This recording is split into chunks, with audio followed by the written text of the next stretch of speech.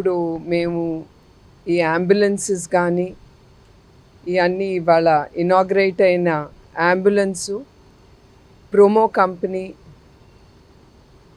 Management నుంచి జీవన్ గారి నుంచి ఇది డొనేట్ అయ్యబడినది.